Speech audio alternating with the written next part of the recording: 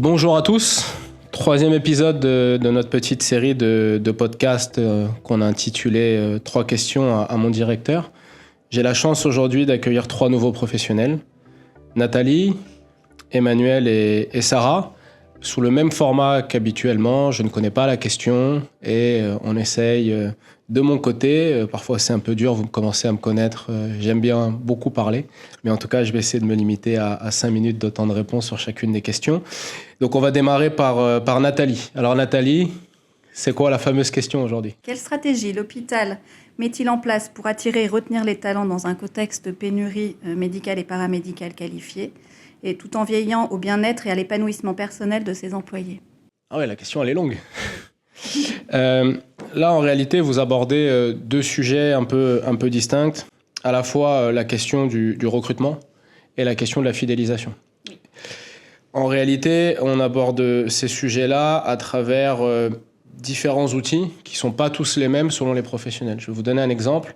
On ne peut pas aborder le sujet du recrutement de la même manière lorsqu'on veut recruter des manipulateurs radio ou des techniciens de laboratoire, ou si on veut recruter des infirmières, puisque sur ces métiers, notamment de manipulateurs radio, on a une dérégulation du marché de l'emploi qui fait qu'on ne recrute aujourd'hui plutôt des contractuels que des titulaires. Donc sur la question du recrutement, la difficulté pour nous aujourd'hui, c'est que le marché de l'emploi, on a beaucoup de pénuries dans beaucoup de métiers, qu'en réalité on est donc en concurrence avec beaucoup d'établissements, et on essaye d'utiliser les mêmes outils que les autres établissements qu'on connaît classiquement, sur les affichages de postes, sur la volonté d'utiliser les réseaux des uns et des autres, mais on essaye aussi d'avoir des éléments un peu discriminants. Alors parmi les éléments discriminants qu'on a aujourd'hui, on a une crèche que d'autres hôpitaux n'ont pas et qui peut faciliter quand même le quotidien des professionnels. Sur la question du recrutement, on est aussi dans une logique d'avoir un projet immobilier qui permet quand même d'avoir des perspectives intéressantes en matière de conditions de travail, puisque je rappelle à tout le monde que nous allons avoir un nouvel hôpital quasiment neuf à horizon 5 à 7 ans. Et puis surtout, ce auquel je crois, c'est qu'on essaye d'avoir un projet d'établissement qui soit le plus cohérent possible. C'est-à-dire que pour recruter, à mon sens, le point clé, c'est d'avoir une lisibilité sur le projet collectif qu'on veut conduire tous ensemble et attirer les gens à travers ce projet collectif. Et notre projet, aujourd'hui, il est structuré autour de 4 axes. Le premier axe, avec la volonté d'être attractif, notamment à l'égard de nos patients, parce qu'aujourd'hui, c'est important de prendre en charge correctement nos patients. C'est quand même la mission première d'un hôpital.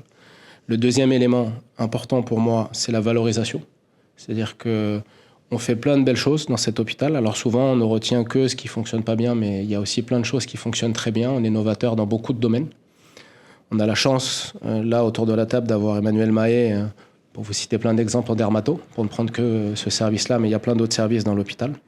Le troisième axe, c'est la volonté de se moderniser. Alors, modernisation à la fois au niveau architectural, on le voit dans la partie immobilière, et modernisation aussi au niveau de nos organisations.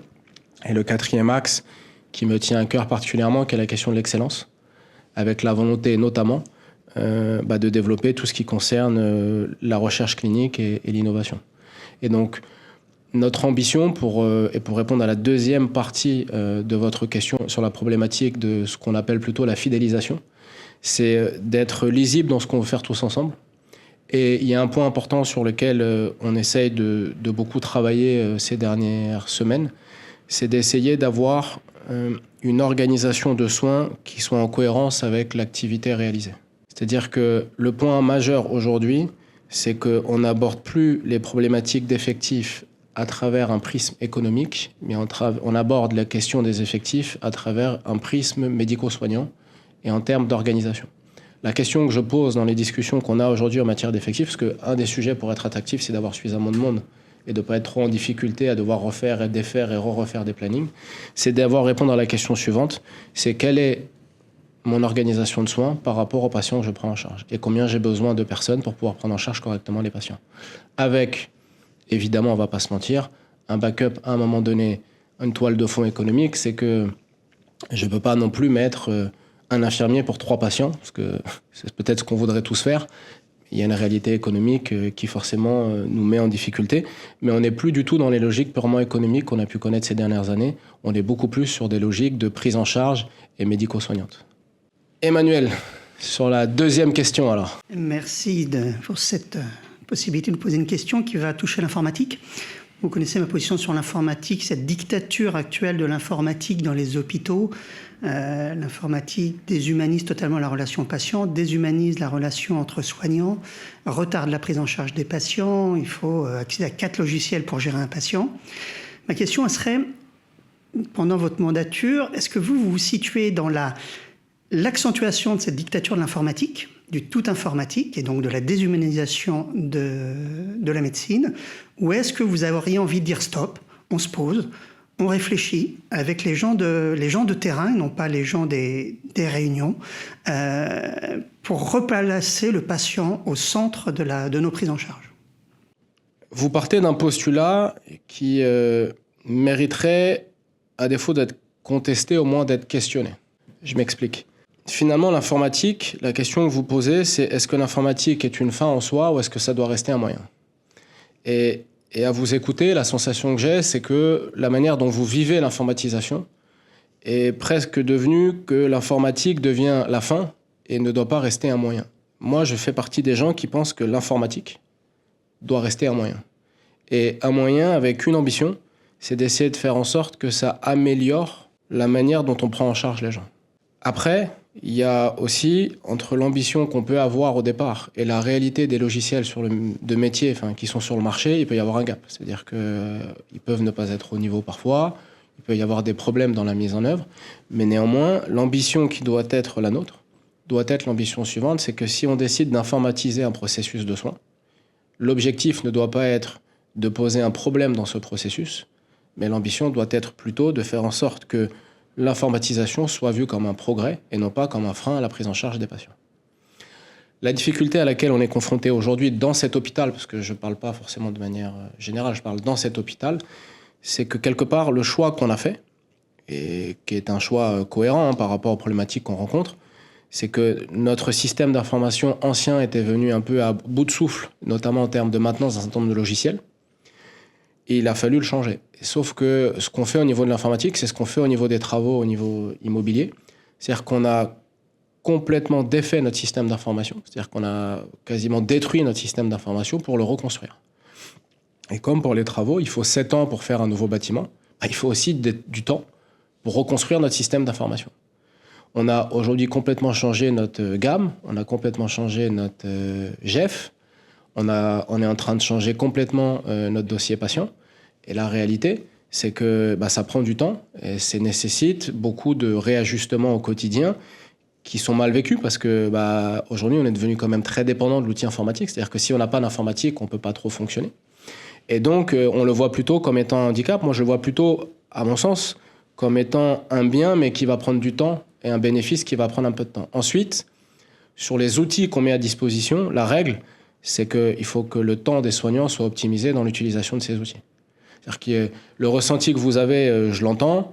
Il faut qu'on essaie de voir qu'est-ce qui aujourd'hui, dans ce qu'on a décidé de mettre en place, vous fait perdre du temps. Et est-ce qu'aujourd'hui, les outils qui sont à notre disposition nous permettraient de vous en faire gagner. Je vais vous prendre un exemple qui n'est pas lié à l'informatisation de la prise en charge des patients, mais qui est lié à l'activité de codage.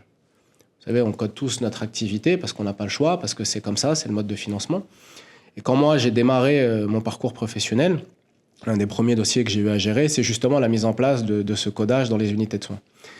Et la première fois que je suis arrivé avec une douchette dans une unité de soins, le médecin m'a dit « mais j'ai pas fait médecine pour utiliser une douchette ». Je lui ai dit « oui, mais l'avantage de la douchette, c'est que tu scannes un code barre, tu n'as pas à retaper le nom, le prénom. C'est tout de suite, il n'y a pas d'erreur dans la frappe, il n'y a pas d'erreur dans la date de naissance. Et en réalité, la douchette n'est pas un handicap, elle a vocation à être justement un gain pour te permettre de faire en sorte que cette tâche soit la plus optimisée possible. Et je prends toujours cet exemple pour montrer combien l'informatisation doit à un moment donné nous permettre de gagner du temps. Je prends un autre exemple sur la question de la recherche clinique que vous connaissez bien. Si on n'a pas d'informatisation, la question des bases de données, la question du traitement des données, elle est évidemment bien plus complexifiée. Alors que quand on a un système d'information, c'est normalement censé être un peu plus efficace. J'ai bien dit normalement. Après, il peut y avoir des problématiques. Alors, ça nécessite d'autres compétences, et notamment des data analystes, tout un tas de nouveaux métiers. Mais ça doit nous permettre, normalement, à terme, de gagner du temps. Ou, Et je prends ce dernier exemple pour la frappe des comptes rendus. Aujourd'hui, normalement, on a des outils qui doivent être disponibles sur le marché. On essaie de les déployer pour faire en sorte de faire gagner du temps au secrétaire médical sur la question de la frappe des comptes rendus. C'est-à-dire qu'à un moment donné, dicter au dictaphone, puis ensuite retaper, ou inversement dicter et que ça se tape automatiquement et que derrière, le travail soit différent, je pense que c'est quelque chose d'intéressant et de pertinent. Après, la question qu'il faudra qu'on se pose, c'est le gain qu'on va gagner sur un certain nombre de sujets, comment on le réinvestit pour améliorer encore plus la prise en charge de nos patients. Et peut-être que certains métiers évolueront de manière différente, liés notamment à cette informatisation. Et pour ne rien vous cacher, j'ai été par le passé directeur du système d'information et je maîtrise plutôt pas trop mal les problématiques qui peuvent être les vôtres pour les avoir vécues dans une vie antérieure. Sarah, troisième question, la dernière. Monsieur le directeur, notre hôpital, comme de nombreux autres, a besoin de médecins. Aujourd'hui, les médecins étrangers venant travailler dans notre établissement connaissent de grandes difficultés pour se loger. Ma question est donc la suivante. Y a-t-il un dispositif possible qui pourrait être mis en place en concertation avec le maire de la ville pour pouvoir loger ces médecins et faciliter leurs démarches administratives ? Ce qui est bien, c'est que c'est des questions qui sont variées, donc ça me permet de faire appel à ma mémoire sur tous les sujets. Vous posez une question cruciale pour l'avenir de nos hôpitaux. Aujourd'hui, la réalité de nos hôpitaux, c'est qu'une partie de notre effectif de médecins est composée de médecins, alors qu'on ne dit pas étrangers. En fait, le terme, c'est, parce que c'est important de le préciser, c'est à diplôme étranger. C'est-à-dire que c'est important de préciser ça. Alors très souvent, ça reste des médecins étrangers, mais vous pouvez avoir des médecins de nationalité française qui ont obtenu leur diplôme dans un autre pays. Ils sont français, mais ils ont obtenu leur diplôme de médecine dans un autre pays. C'est pour ça que j'apporte cette précision, elle est importante. Ensuite, sur ces médecins à diplôme étranger, la difficulté à laquelle on est confronté, c'est que la philosophie initiale de ce dispositif d'accueillir des médecins à diplôme étranger, c'est qu'ils n'ont pas vocation normalement à venir s'installer en France. La philosophie du dispositif, c'est que la France est une terre d'accueil, est une terre de formation, avec la volonté de compléter la formation de ces médecins. Alors, ce qu'il faut savoir, c'est que ces médecins sont médecins dans leur pays. Et il s'est passé, alors cette condition vient d'être modifiée, mais historiquement, pour pouvoir bénéficier de ce dispositif, vous deviez laisser passer une année entre la fin de votre étude de médecine dans le pays initial et votre arrivée en France. Et la volonté de l'État français au départ, c'est de faire en sorte que ces médecins viennent compléter leur formation en France et ensuite rentrent dans leur pays d'origine.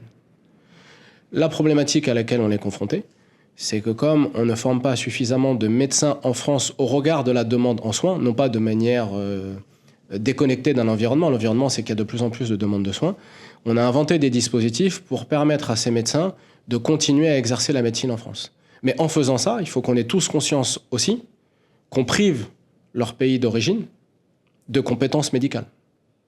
Donc il faut quand même qu'on l'ait en tête. Et donc du coup, c'est pour ça que le législateur français, il essaie de trouver le bon équilibre entre satisfaire un besoin en France et en même temps ne pas priver les pays d'origine de compétences médicales. Ça, c'est pour expliquer le pourquoi on a autant de médecins à diplôme étranger dans nos hôpitaux. Ensuite, votre question sur est-ce qu'on les accompagne dans leur démarche administrative, je ne suis pas le bon interlocuteur parce que... Enfin, je l'aurais été il y a quelques mois parce que j'ai longtemps été directeur des affaires médicales, mais je ne le suis plus. Je pense que les équipes de Lisa Meyer font le maximum dès lors qu'on est sollicité. Je vais aller plus loin. On a passé un partenariat avec la sous-préfecture du 95. Et la sous-préfecture du 95 nous offre des contacts directs avec les personnes concernées lorsqu'on a des dossiers qui sont bloqués au niveau de la préfecture ou de la sous-préfecture pour que le dossier se débloque. Et on est en partenariat avec la mairie d'Argenteuil sur le sujet. J'en profite pour remercier le sous-préfet sur le sujet parce qu'il est d'une grande aide pour nous permettre de débloquer un certain nombre de dossiers. Puisque ce qu'il faut avoir en tête, c'est que ces praticiens doivent à la fois avoir les conditions pour pouvoir exercer la médecine, mais ils doivent surtout avoir un titre de séjour qui soit compatible avec leur exercice de médecine en France. Donc il y a cette partie-là, et ça relève du droit de l'immigration, donc vous comprenez bien qu'il y a des subtilités et des complexités qui ne sont pas toujours très simples à résoudre. Après, sur la question de l'accessibilité au logement, on offre, nous, déjà des possibilités, mais la difficulté, c'est que notre parc, nous, locatif, il n'est pas à la hauteur de l'évolution qui s'est passée sur ces 5-10 dernières années. Mais c'est un peu logique, parce qu'au départ, le parc locatif, il n'a pas vocation à avoir autant de demandes. Maintenant qu'on a ce constat-là, évidemment qu'on essaye de s'inscrire dans tous les dispositifs régionaux, parce que l'Agence régionale de santé est très porteuse de projets en la matière, avec l'idée de permettre à ces praticiens d'avoir un accès à un logement de manière beaucoup plus facilitée qu'on ne le pouvait y avoir il y a à peu près 10 ans.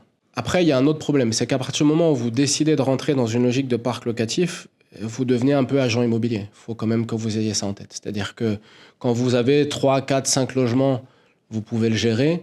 Quand vous avez 15, 20, 30, 40, 50 logements, là, vous rentrez dans une logique, dans un métier qui n'est pas le nôtre. La vocation d'un hôpital n'est pas d'assurer, en fait, la gestion de ce parc locatif. Et du coup, vous essayez de passer des partenariats avec des réseaux publics qui permettent de faciliter cet accès. Donc, on est en train de travailler avec la direction des affaires médicales sur le sujet, en lien avec l'Agence régionale de santé, pour faciliter cette accessibilité. Après, je voudrais revenir sur un dernier sujet, parce que j'ai déjà été interpellé. Il faut aussi avoir en tête que lorsque l'on garde un praticien à diplôme étranger dans notre établissement, c'est qu'on considère qu'il a les compétences requises pour exercer et prendre en charge correctement les patients dans notre établissement. Et que dès lors qu'on décide de ne pas renouveler les praticiens, c'est pas qu'on a décidé de ne pas le faire juste parce qu'un matin on s'est levé pour pas le faire. C'est qu'à un moment donné, en accord avec le chef de service et le chef de pôle, on a estimé que le niveau de compétence n'était pas à la hauteur des exigences que l'on peut attendre dans notre établissement aujourd'hui. Et donc, c'est vrai qu'il nous est arrivé de ne pas renouveler certains praticiens, mais c'est un choix qui est assumé et lié à l'analyse qui a été faite par le chef de service et le chef de pôle. Et là, je voudrais casser aussi un autre rumeur ou ce que je peux entendre. Ce sont des praticiens, pour la très grande majorité, de très grande valeur. C'est-à-dire qu'ils ont été très bien formés dans leur pays aussi. Là, ils viennent compléter leur formation en France et on est très content de les avoir aussi sur notre établissement parce que pour la grande majorité d'entre eux, ils font de l'excellent travail. Eh bien, on a fait le tour des 3 questions. J'ai encore été challengé cet après-midi, mais c'est toujours un plaisir. Je vous le redis, ils pourront en témoigner. Je n'avais pas les questions en amont. Les réponses qui sont formulées sont des réponses qui sont faites de manière la plus naturelle possible et j'espère que ça a permis de répondre aux questions qui ont été posées. Et puis pour les personnes qui nous écouteraient, ça a permis aussi de leur clarifier un peu le mode de fonctionnement dans notre établissement et surtout les choix stratégiques que l'on peut faire, que je ne fais pas seul, je le répète, je le fais de manière collective avec la communauté médicale, avec l'ensemble des chefs de pôle et les chefs de service. Très bonne journée à vous et merci d'être venus pour les professionnels qui m'ont posé les questions et merci à ceux qui ont pris le temps de nous écouter, de nous avoir écoutés.